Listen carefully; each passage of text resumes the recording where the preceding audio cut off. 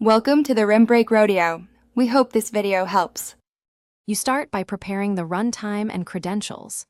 Create a virtual environment, then install OpenAI plus a speech-to-text library and a text-to-speech engine.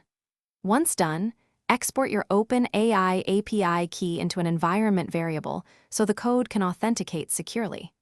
Make sure you test microphone input immediately, record a short clip, and confirm the SDT returns readable text. This gets you to a point where code can call ChatGPT, and your machine can capture and play audio, which is the only way forward. Now implement the conversational loop.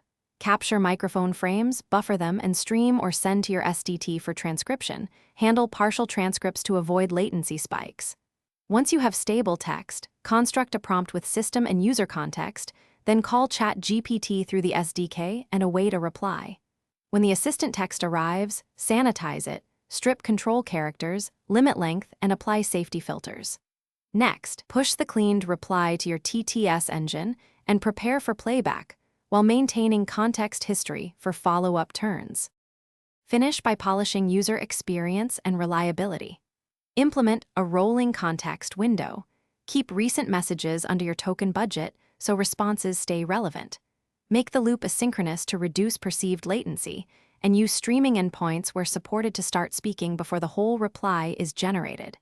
Test on different devices and tune sample rates for robustness.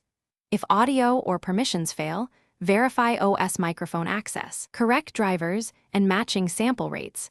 That single troubleshooting tip solves most silent assistant problems. Thanks for watching. Consider subscribing if we helped you.